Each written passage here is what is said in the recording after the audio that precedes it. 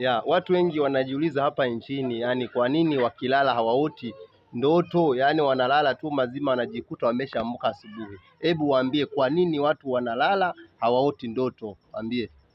Kweli watu wengi wanaacha kuota ndoto kulingana na ukavu wa rohoni walio nao, au kulingana na jinsi ambavyo wamepotezana na Mungu wao. Yaani Mungu wao hawezi kushughulika juu ya maisha yao kwa sababu ya uovu wao. Maana yake wale wote ambao ni watenda dhambi Mungu anawahesabu wamekufa.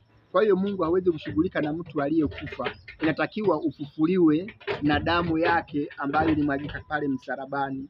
Na ukishajijua kwamba yani ukilala umelala unakuwa kama mtu aliyekufa, hauwezi kuota chochote. Ina maana tayari wewe kiroho ni marehemu tayari. Inatakiwa ujutie dhambi zako, uangalie ni wapi Mungu namkosea, ili aweze kukusamehe, akurudishie karama yako.